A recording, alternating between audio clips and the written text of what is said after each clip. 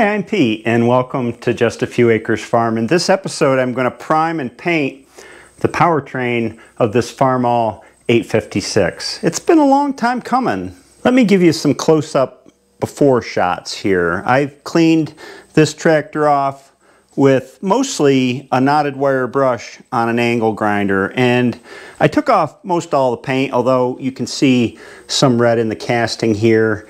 And then you see this yellow stuff is actually zinc phosphate primer. It's a yellow primer that some has remained on the powertrain. Here's the other side of the tractor.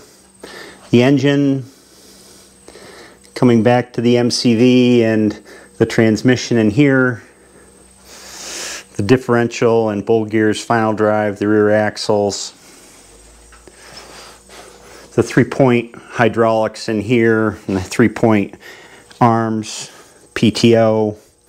It's all been cleaned. Step one is to do final cleaning, and I'm using this wax and grease remover that came from the paint store, and it works great. I'm just pouring it into a paint cup. Then I use a shop towel to wipe a generous amount onto the surface. The nice thing about this stuff is it doesn't evaporate as fast as lacquer thinner, and my understanding is it lifts dirt and oil off the surface, whereas lacquer thinner doesn't really do that. It just acts as a solvent. And then I use another clean shop towel to wipe away the dirt. I'm not so concerned about a little dirt, it's the oil that I really want to get off. Yeah.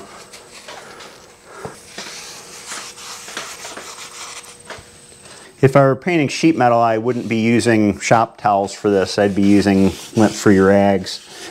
But this is just cast, so. And these blue shop rags seem to hold together really well, unlike regular paper towels. Ugh, don't want that under the paint.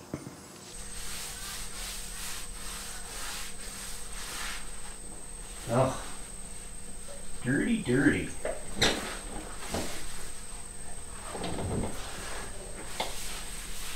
Two rolls of shop towels,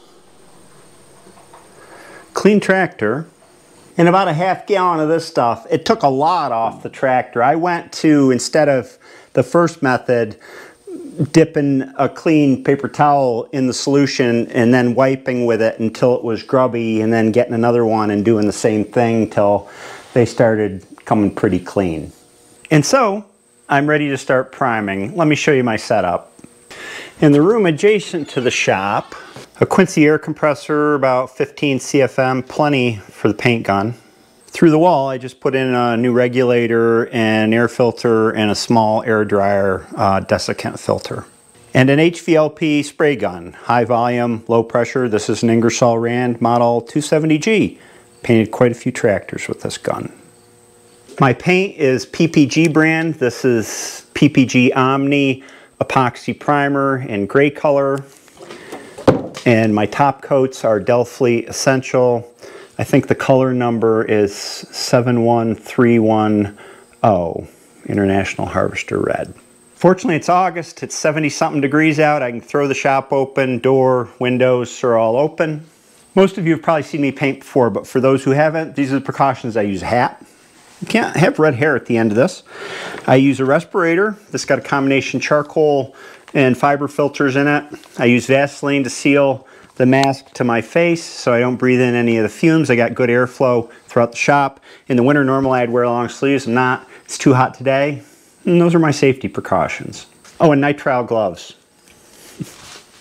As for protecting the things in my shop, I've painted so many tractors in here, everything is tinged red, but I do cover some things with sheets over there, and I don't know, it's just the way my shop is. It's not real nice. Primer. Ooh, she's really separated. It's been a while since I had this paint mixed at the store. Found out I was colorblind the other day. That one came right at the purple. Oh man. When you buy paint, it's really important to get this, the spec sheet. The spec sheet tells me the mixing ratio, the induction time, the pot life, all kinds of good stuff. For this paint, I mix it 2-to-1 with the catalyst, and then I have an induction period of 15 minutes where I sit and let the mixture ripen, induct, whatever. Of course, I'm too cheap to not reuse stir sticks, so I clean them off like this. Standard paint measuring cup. It's got ounces on this side, and then it's got various ratios all around here. I don't use any of this stuff. It's too confusing for me. I just use this. So we'll start with 2-to-1. We'll go 16 ounces of the 2, and then 8 ounces of the 1. And that'll make 24 ounces. I have no idea how much I'll need. I use a cup here so I don't make a mess of the paint can.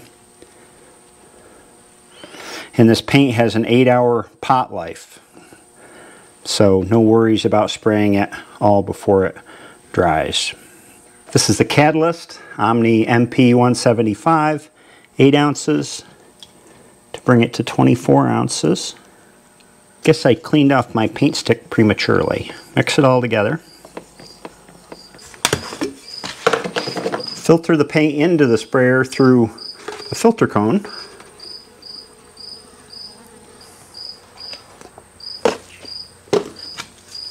And then let it induct for 15 minutes.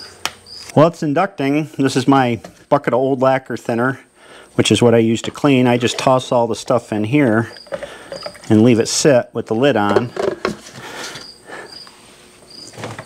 Now I can set the gun. This is different paint, haven't sprayed it before, so I'm going to reset the gun. This is a pressure regulator on the air coming in. I have it set to about 25 psi. Then I've got 2 knobs here. This is the pattern control from spot to kind of oval shaped as you turn up the pattern control. This is fluid control. Adds more fluid to the airstream, controlling atomization, fine to heavy fluid, and fine particle to coarse particle. And that looks pretty good. I want to be able to move without it running. We'll try that. It's awful coarse. Still coarse.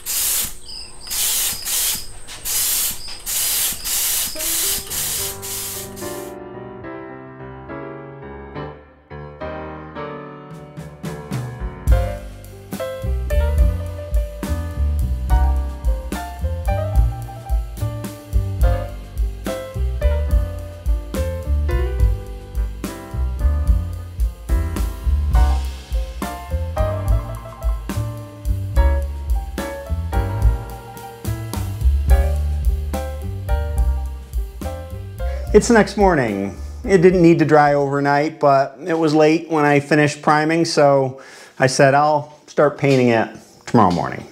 I really liked spraying this stuff. Went on nice, and it's tough stuff. I can't even leave a mark with my fingernail. Yep. She looks good.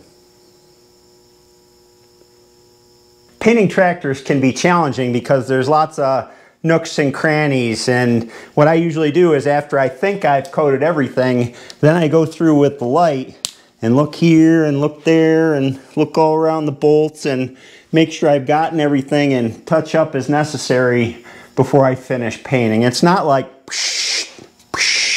it's more like when you're painting a tractor. Priming exposed some things in the casting that weren't very visible before. You see things like these two, they almost look like plugs. That's a boss for something. And then these might look like runs, but they're actually like scratches in the mold or something, globs. I don't know what they are. They're character marks. I'm not a casting expert. Let's mix up the paint.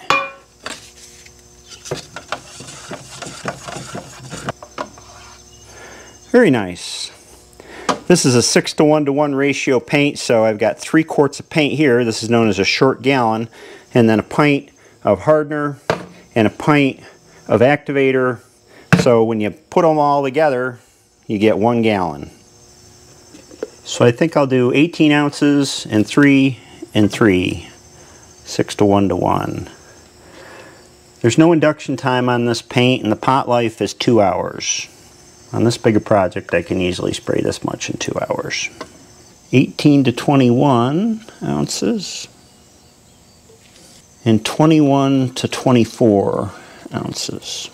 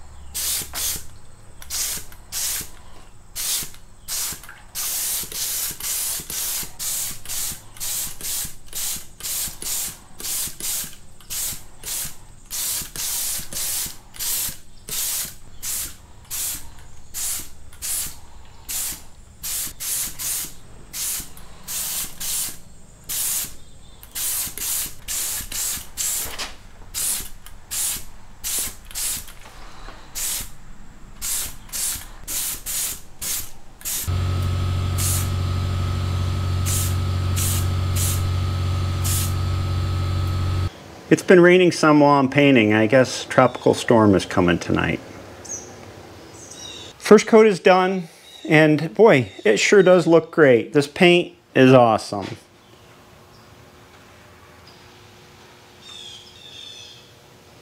I need to take a little break before I do second coat. Second coat's always the hardest for me because there's the least change in the appearance of the tractor, and it's also hard to keep track of where you are. You gotta use a flashlight, I'd use a shop light and look at the sheen on the paint.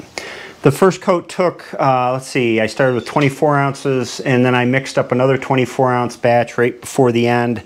So it took a little bit over 24 ounces. The rest of the second batch is in the gun to start second coat with, and hopefully I can finish second coat on that load in the gun.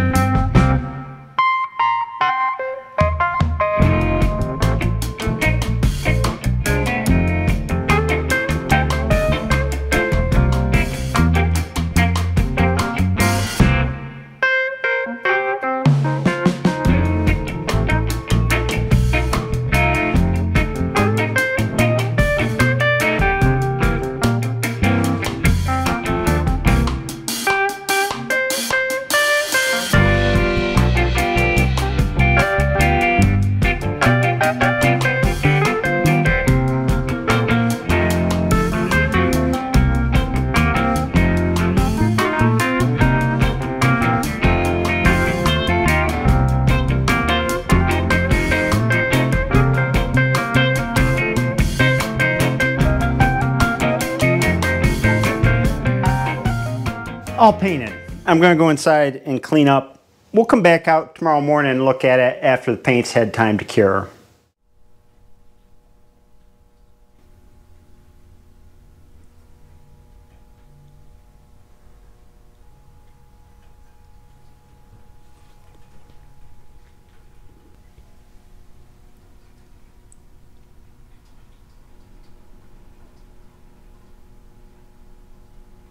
She's beautiful, and I love this PPG paint that I'm using. It went on really well. I used 0.4 gallons total of combined paint and hardener and activator. I've got 2 gallons to do the whole tractor. I'm keeping my fingers crossed that that'll do that. I want to note that I've done a bunch of restorations here on YouTube, and the color rendition is never correct. This tractor looks much more deep red to me than it does to you on your screen, than it did on my screen in my editing software.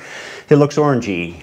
And I've tried all kinds of things to adjust the color, and it just doesn't work. The only way you can really get a better color is with a better camera. This is a GoPro 11. I've shot with higher end cameras and gotten better color rendition. There's daylight color lights in the shop, and that has a lot to do with it. They should render it closer, but they don't. If I pulled this tractor outside, it'd look much more deeper red. There are some things I can do in the editing software to change color, like this, or this, and this, and this. I could try this too.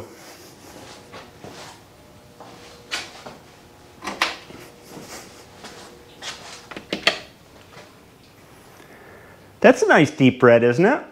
But none of them are accurate, so you're just going to have to take my word for it. Next steps on this project, the Farmall 856, are to get it to be a rolling chassis, to get the steering gear rebuilt and on the front and the rear wheels on the back, so I can roll it out and do other sub-assemblies with more space. I don't know when I'm going to get to that. I like painting in warm weather and cleaning because I can open the shop, but I'm too busy with other things. I just wanted to get a coat of paint on this. So it might be fall before I get back to it. I hope you enjoyed this video, and I'll see you next time.